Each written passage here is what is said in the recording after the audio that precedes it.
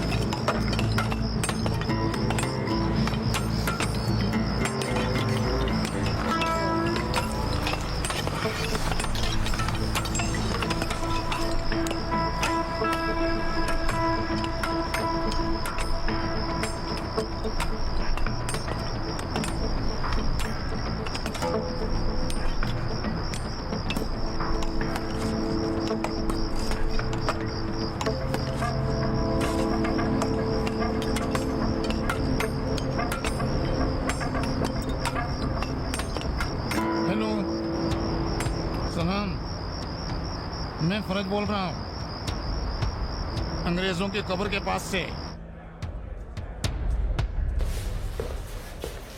ये लीजिए।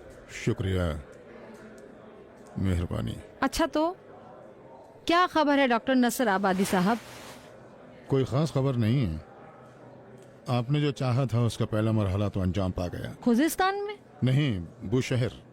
खुजिस्तान तो दूसरे मरहले में है। समझ में नहीं आ रहा है, एक मामूली से काम के लिए इसे बांट क्यों दिया है? जल्दबाजी ना करें मोहतरमा। ये तय नहीं पाया है कि मैं लोगों को काम पर लगा कब्रों पर कतबा लिखवाऊं। मुझे लोगों के जहन को आमादा करना होगा। उन्हें एहसास होना चाहिए कि वो कौमी काम को अंजाम दे रहे हैं। उन्हें इस बात का एहसास होना चाहिए कि वो कौमी काम अंजाम दे रहे हैं। इन सब के लिए वक्त की जरूरत है। इसके अलावा अभी तक मेरा इंग्लैंड का वीजा नहीं लगा है। मैं इस बात को लेकर फिक्रमंद हूँ। मैं यूं ही झमेले में नहीं पड़ना चाहता हूँ। आप एक बात मत भूलिए डॉक्टर साहब, कभी मुझे ब्लैकमेल करने की कोशिश ना करें। जब आपका काम हो जाएगा तो आपको वीजा भी मिल जाएगा, समझ गए?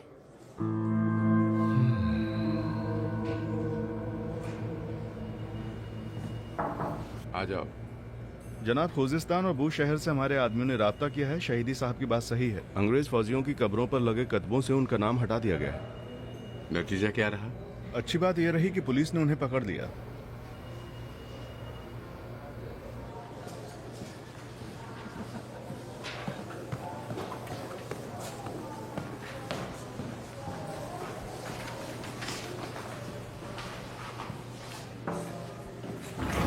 जनाब, डिस्टर्ब तो नहीं किया? नहीं मोहम्मद, कैसी बात करते हैं? आ जाओ।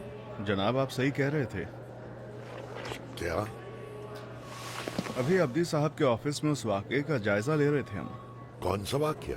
बूशहर वाला, वही बरतानवी फौजियों की कब्रों को खराब करने वाला मामला। अच्छा, तो नतीजा क्या है? जनाब, वाज़ेह है। बरसों बाद उन्हें याद आया है कि हमारे मुल्क में अंजाम पाने वाले जराइम के निशान मिटा दें। ये वही इंग्लैंड है जो बरसों से कोशिश कर रहा था कि कब्रों की असर नौ तामीर करे। तो वजह क्या है? जनाब, वो भी वाज़ेह है। हमारे लोग अंग्रेजों की कब्रों को बर्दाश्त नहीं कर सकते हैं। हर समझदार आदमी यही सोचेगा कि अंग्रेज फौजियों की इतनी सारी कब्रें यहाँ क्यों बनी हुई हैं, इनके होने का यहाँ क्या मतलब है।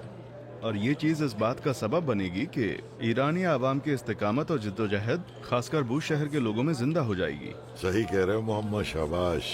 रईस अली दलवारी जैसे लोग और मिर्जा मोहम्मद बुराज जानी जैसे लोग और हुसैन खान जैसे लोग और नासिर खादरूनी जैसे लोग हुआ करते थे जिन्होंने ईरान में तेल की लूटमार को रोका है। इसके अलावा पिछली तारीख को देखो कि जिसमें यही इंग्लैंड वाले थे जिन्होंने गेहूं स्टॉक करके पूरे ईरान को तबाही के बहाने पर लाखड़ा किया। जी हाँ, जिसकी वजह से ईरान की आधी आबादी खुशकिसाली का शिकार हो गई। मोहम्मद, तुम जानते हो उस वक्त ईरान की आबादी कितनी थी? मुझे लगता है उस वक्त 23 मिलियन रही होगी। बिल्कुल, आधी आबादी खत्म हो गई थी।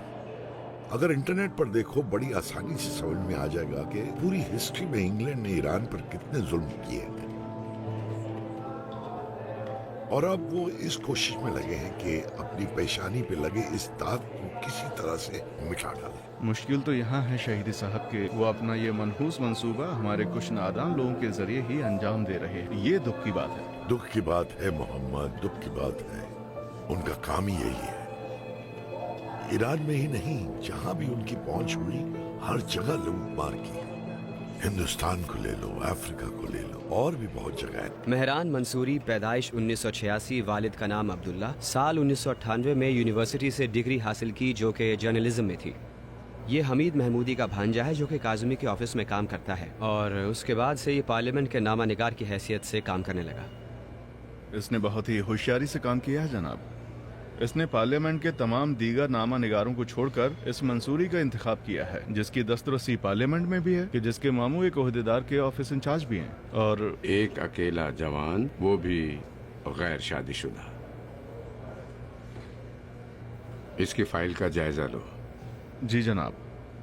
रसूल, तुम जरा एक जहमत उठाना, इसकी बैंक डिटेल निकलवाओ और इसके फोन की रिकॉर्डिंग के लिए अदालत से हुक्म निकलवाओ जल्दी से, ठीक है? इस काम को तुम्हें अंजाम देना है। हमें ये देखना और समझना होगा कि इसने कैसे और कहां इस मंसूरी को ढूंढा। ये बहुत जरूरी है। जी हाँ, गैर मुल्कियों की सभी मीटिंगें, गैर मुल्कियों के साथ मुल्क में होने वाली तमाम मीटिंगें और जिम्मेदारों की मौजूदगी में इसने जहाँ जहाँ रिपोर्टें तैयार की हैं वो सब चाहिए। जी। तुम मुश्तरका नामों को ढूंढने की कोशिश करो, कब, कहाँ, किस जगह, ये सब पता करो। वक्त बहुत कम है रसूल, संजीदगी से करो। जी ठीक है, करता हूँ। इजाज़त दें। मोहम्मद, एम्बेसी के अंदर हमारी निगरानी का क्या हाल है? जनाब, हमारा एक आदमी है वहाँ, लेकिन ये अंग्रेज हसास जगहों जैसे इंफॉर्मेटिक, डिप्लोमेटिक या आर्काइव जैसी जगहों पर ईरानियों से फायदा नहीं उठाते। जैसे भी हो, शार्लोट के करीब जाना होगा। किसी को शार्लोट के करीब करो। जी जनाब। अब या तो कोई कौमी हो या अंग्रेजी क्यों ना हो। जी जनाब।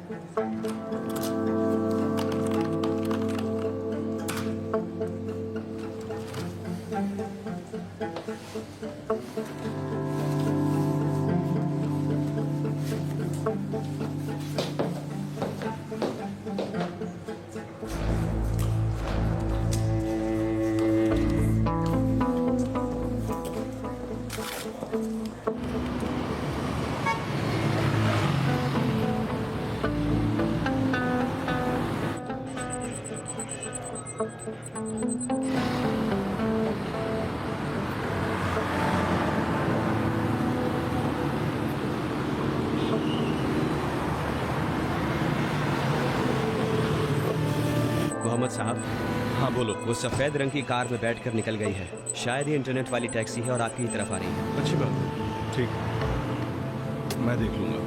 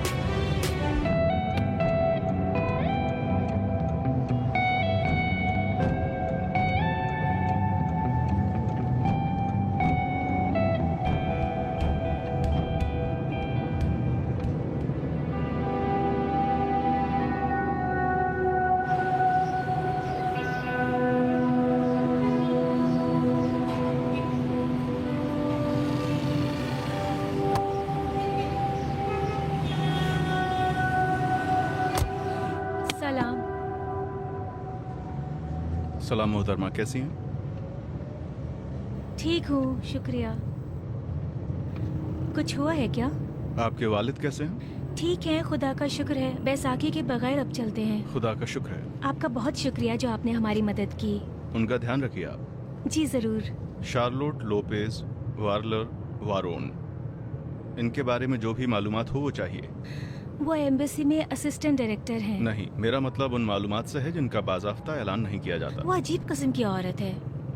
मैं उसके माजी के बारे में ज्यादा कुछ नहीं जानती। वो अकेले ही बाहर आया जाया करती है, और जब वापस आती है तो या तो वो अपने ऑफिस का काम करती रहती है या अपने कमरे में आगे? रहती है। मैंने सुना है कि रात में वो कभी कभार एम्बेसी भी नहीं आया करती है। एम्बेसी के लोगों के साथ उनका राब्ता कैसा उससे है? सभी बहुत डरते हैं, यहाँ तक कि एम्बेसडर भी। क्यों उनसे इतना डरते हैं?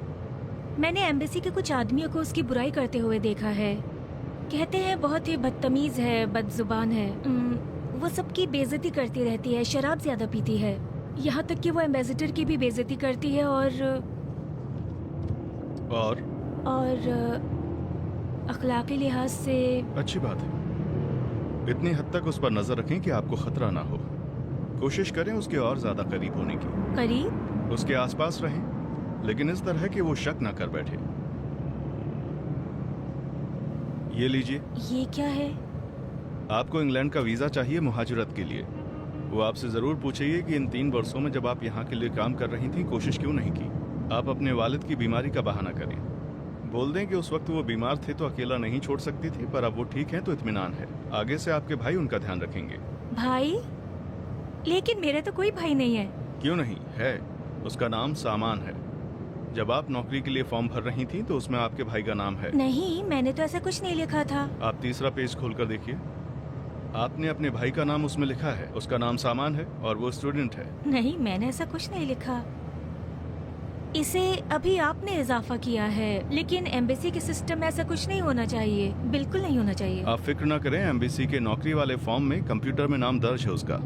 सामान उस वक्त स्टूडेंट था, लेकिन अभी वो एक कंस्ट्रक्शन कंपनी में काम करता है। अस्पताल में वो रेडियोलॉजी का हॉल बना रहा है। बाज मौक़ों पर हुकूमती इदारों की इमारतों में भी काम करता है, जैसे कि ONGC, डिफेंस मिनिस्ट्री और एटमी एनर्जी के लिए भी। अलबत्ता उनके लिए लेबोरेटरी ज़्यादा बनाता है वो। आप इससे ज़्यादा कुछ नहीं जानती हैं। अगर ज़रूरत पड़ी तो अपने भाई से पूछ के बताएंगी। कोशिश करें कि उसके करीब जाएं। उसके ताल्लुकात किससे हैं, उसका मिलना जुलना, फ़ोन, ये सब अहम है। देखें सबसे ज़्यादा किस चीज़ पर काम कर रही है, उसके लिए क्या ज़्यादा अहम है। क्या पूछती है, क्या जवाब पाती है, ऑफिस में कब आती है, वो कब सोती है, कब जागती है। आप समझ रही हैं मैं क्या कह रहा हूँ? सब कुछ इकट्ठा करें, लेकिन कहीं भी कुछ लिखें नहीं, सिर्फ जहन नशीन कर लें। सिर्फ जहन नशीन। जो टेलीफोन नंबर जरूरी काम के मौके के लिए दिया था याद है? हाँ। अगर जरूरत पड़ी तो सिर्फ उसी नंबर पर कॉल करें। 3 दिन बाद हम फिर इसी जगह इसी तरीके से मुलाकात करेंगे। लेकिन अगर उसने मुझसे कहा कि अपने भाई की तस्वीर दिखाओ तो क्या उस करूं? फाइल के आखिर में ईमेल और पासवर्ड वगैरह सब लिखा हुआ है।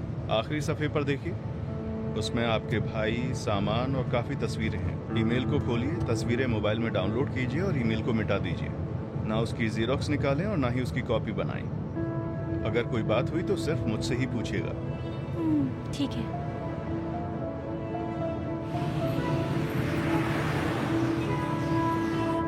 और कोई खास बात? नहीं। सलामत रहें।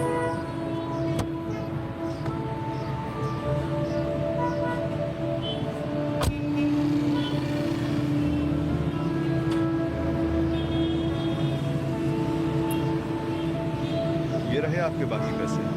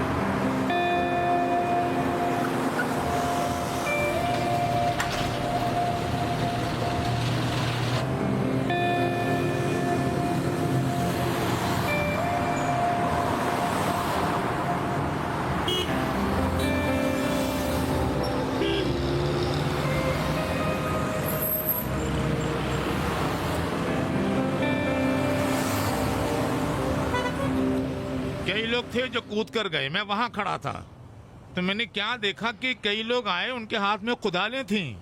वो आए और इन कब्रों को खोदने लगे। मैं जो कर सकता था मैंने किया, मैंने फोन कर दिया, और मैं कर भी क्या सकता था। खुदा तुम्हारा भला करे भाई।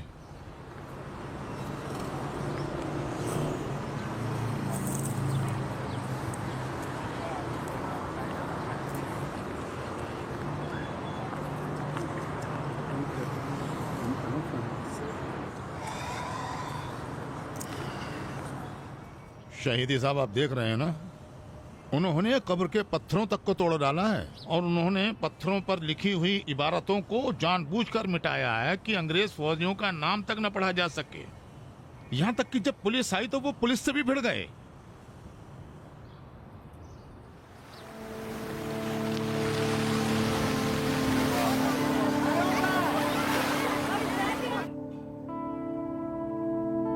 अच्छी बात है। मेरी समझ में नहीं आ रहा क्या कहूं। जैसा कि इन्वेस्टिगेशन से पता चलता है कि आप सभी लोग नामी गिरामी लोग हैं। जनाब अली सलीमी साहब, आप में से कौन है? मैं हूं।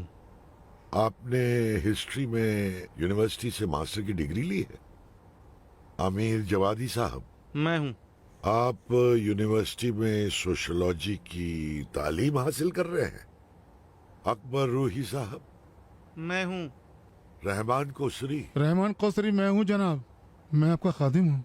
आपने जंग में बड़ी जांबाजी से लड़ाई की है। आप 36 महीने तक जंग के मैदान में रहे हैं। जी। तशरीफ रखिए, तशरीफ रखिए। अच्छी बात, अच्छी बात। आप में से कोई बता सकता है यहाँ क्या हो रहा है? यहाँ क्या है जनाब?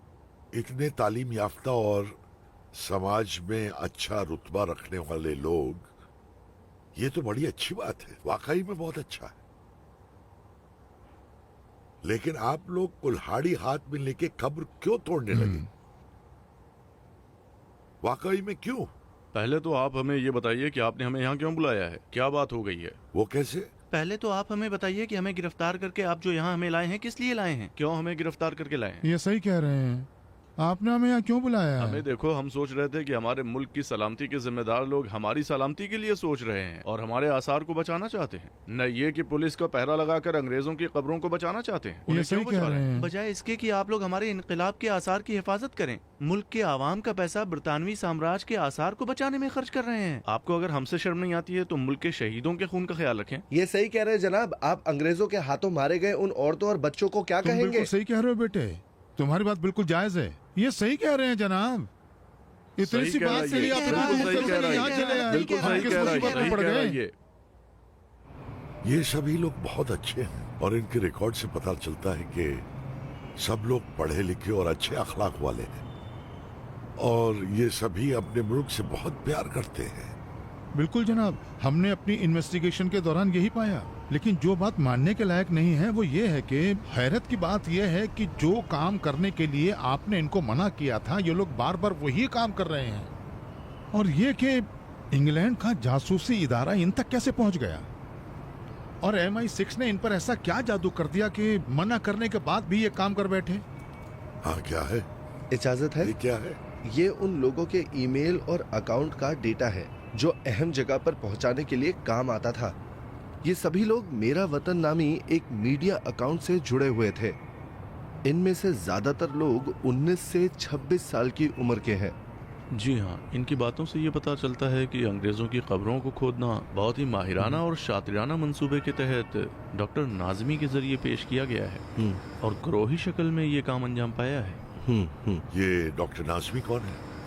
सूबे के इल्मी हलके में डॉक्टर साहब का बहुत नाम है और हमने उनके फोन के रिकॉर्डिंग का इजाजतनामा आज ही हासिल किया है।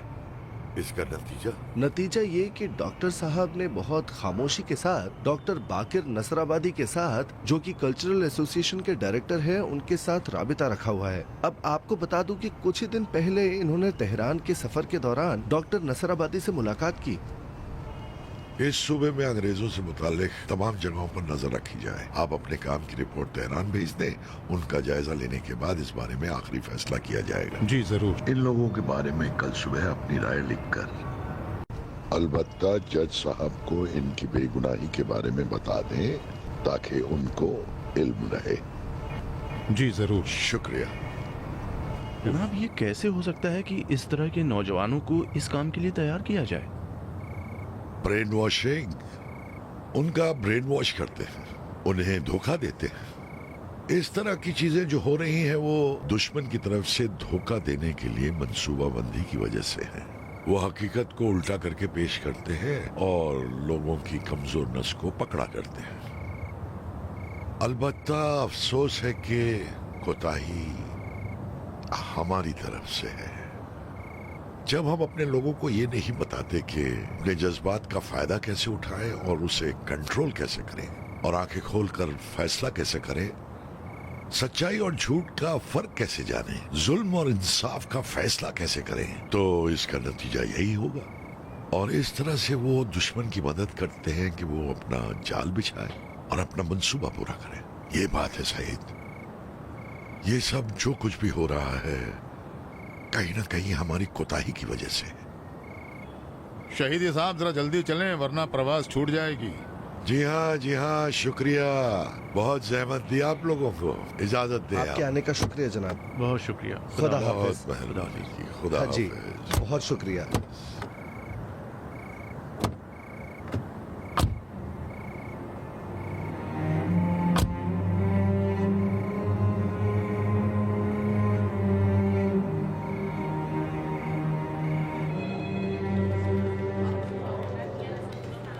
क्या तुम मसरूफ हो? नहीं जनाब, तशरीफ लाइए। क्या कर रहे हो? बैठिए जनाब, तशरीफ रखिए। शुक्रिया। जरा देखिए इसे। मैं इब्राहिम शरीफ हूँ। जिस मौजू के बारे में मैं आपसे बात करना चाहता हूँ उन एजेंटों के बारे में है जो मेरे लिए ईरान में काम करते थे। ये ऐसे लोग हैं जो ईरान के अहम सियासी ओहदों पर काम किया करते हैं और ये लोग अहम इंफॉर्मेशन मेरे हवाले किया करते हैं। लेकिन मेरे ख्याल से इस लिस्ट में सबसे अहम इंसान वो है जो आपके वहमो गुमान में भी नहीं आ सकता है कि बहुत सीक्रेट इंफॉर्मेशन मेरे हवाले करे। वो आपके इंटेलिजेंस का एक बहुत बड़ा ऑफिसर है। समझे मेरी बात? वो आप ही के इंटेलिजेंस का एक बड़ा ऑफिसर है।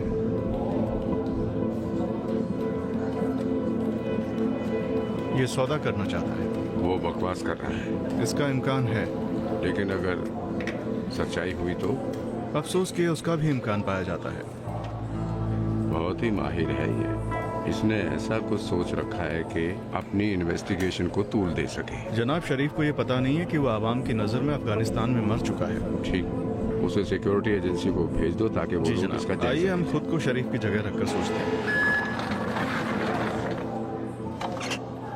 अच्छा, जनाब, MI6 के साथ शरीफ का राब्ता वाज़ेह हो चुका है और ईरान में उसके एजेंट भी पहचाने जा चुके हैं। सादिया आमिर ने कबूल किया है कि काशिफी और करीमी को शरीफ के हुक्म पर मारा गया है और अब सादिया आमिर हमारी गिरफ्त में आ चुकी है। तो इसका मतलब ये हुआ कि ये वक्त गुजार रहा है ताकि MI6 इसे बचाने की कोई राह ढूंढ सके। बिल्कुल, इसीलिए वो ये कह रहा है कि एक इंटेलिजेंट ऑफिसर ने सीक्रेट इन्फॉर्मेशन उसे दी है। ये झूठ है, लेकिन इसके फायदे और भी इस हैं। पर हमारा क्या रद्द-ए-अमल होना चाहिए? पहली बात तो ये है कि शरीफ जिस आला सिक्योरिटी एजेंट के बारे में बोल रहा है उसे सिक्योरिटी एजेंसी को भेज दो ताकि वो लोग इसका जायजा ले लें। जी। दूसरा ये कि फिक्र ना करो, MI6 उसकी कोई मदद नहीं कर सकता। वो सिक्योरिटी के जुर्म के अलावा MI6 का एजेंट भी है और एक दहशतगर्द इंसान भी है, तो इस तरह तबादले का इम्कान भी नहीं पाया जाता।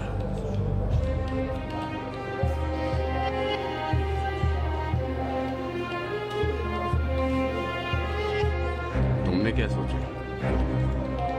जनाब, जैसा कि आपका कहना है, लोगों को वहीं से ज्यादा चोट पहुंचती है जहां उन्हें मुकम्मल इत्मीनान होता है।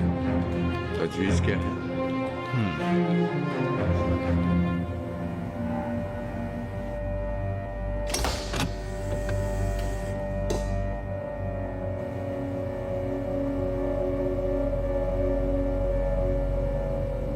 उठिए, मेरे साथ चलिए।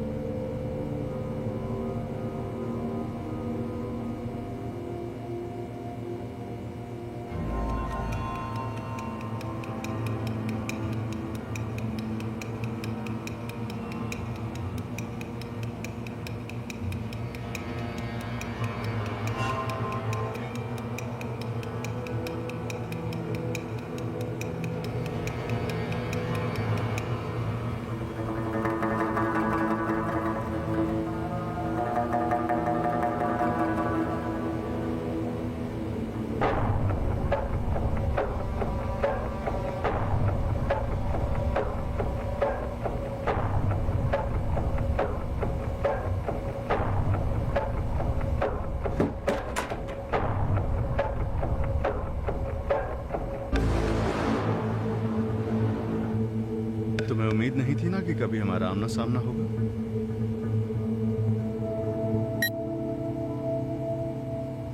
ठीक उसी तरह जैसे तुमने कभी नहीं सोचा था कि कोई औरत तुम्हारे घर में घुसकर हार्ड डिस्क और अहम मालूमात हासिल कर सकती है। हार्ड डिस्क, मालूमात, वो तो तुम्हें पकड़ने के लिए एक चारा था।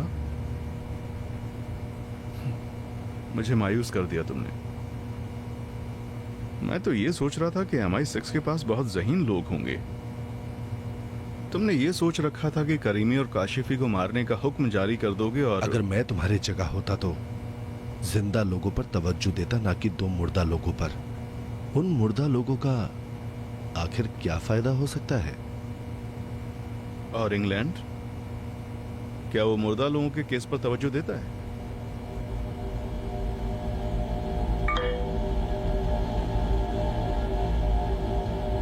अफगानिस्तान जेल के जिम्मेदारों ने रिपोर्ट दी है कि गुज़िश्ता रोज इब्राहिम शरीफ नामी ईरानियुल अस्ल दुबई के बाशिंदे ने, जो कि अफगानिस्तान की जेल में कैद था, काबुल के पुल चरखी जेल में अपनी जान गंवा दी है और अब इस बात की तस्दीक हो चुकी है। अफगानिस्तान का पोस्टमार्टम इदारा इब्राहिम शरीफ की लाश की रिपोर्ट तैयार कर रहा है। ताहम इब्तदाई रिपोर्ट से ये पता चलता है कि उसे बहुत ही मुहलिक जहर देकर मारा गया है। ये कैदी अफगानिस्तान और हमारे पड़ोसी मुल्क ईरान में दहशत गर्दाना कार्रवाई और अगवा जैसी दीगर कार्रवाइयों में मुलविस था, जिसे गिरफ्तार करके शदीद हिफाजती इंतजाम में रखकर पूछताछ हो रही थी। देखा तुम इंग्लैंड के लिए बिल्कुल मर चुके हो।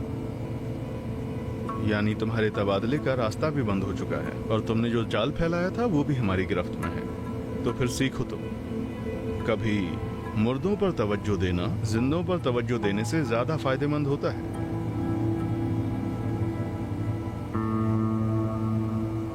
इसके अलावा तुमने हमें एक भारी चोट भी पहुंचाई है, जो मुझे लगता है कि हमारे लिए बहुत अहम था। जरूर जानते होगे कि मैं किस बारे में बात कर रहा हूं। उस जगह का राज फाश होने के बाद इज्जत बर्बाद हो गई ना। ये बहुत बड़ी चोट थी ना? बहुत ज्यादा, बहुत। अलबत्ता उसकी सजा भी बहुत बड़ी है। लेकिन हमने ये फैसला किया है कि तुम्हें इस काम का अच्छा इनाम दिया जाए। यकीन करोगे तुम? क्योंकि इस्राएली और मगरबी मीडिया इस पर बहुत ज्यादा शोर मचा रहे थे और उनकी इज्जत मिट्टी में मिल गई। और इस वाकई के हम तुम्हारे एहसानमंद हैं।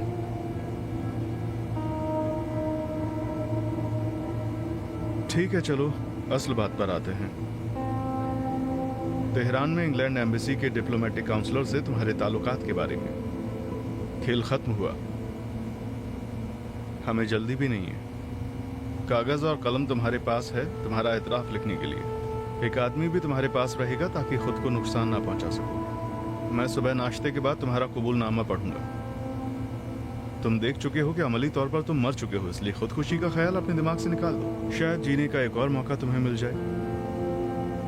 बस एक बात मत भूलना कि शार्लोट के बारे में लिखना बिल्कुल भी मत भूलना, क्योंकि असली मोहरा वही है।